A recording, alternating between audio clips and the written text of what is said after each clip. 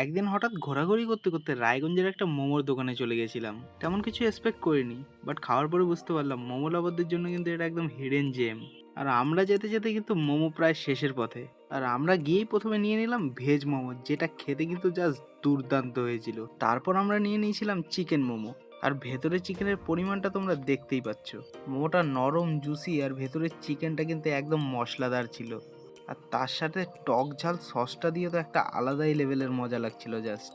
সত্যি বলতে গেলে দোকানটা সিম্পল হলেও স্বাদের দিক থেকে কিন্তু একদম প্রিমিয়াম লেভেলের, এটা মানতেই হবে। মোমো লাভার যারা আছো, রায়গঞ্জে গেলে কিন্তু এই দোকানটা মিস করা যাবেই না একদম। তোমরা যদি এই দোকানে মোমো খেতে থাকো তাহলে কিন্তু অবশ্যই কমেন্টে জানাবে। আর আমাদের লোকেশন হলো রায়গঞ্জ ঘড়িমোড়ে। এই যে তোমরা ঘড়িমোড় দেখতে পাচ্ছ, আর এইখানে হচ্ছে দাদার সেই ছোট্ট দোকান।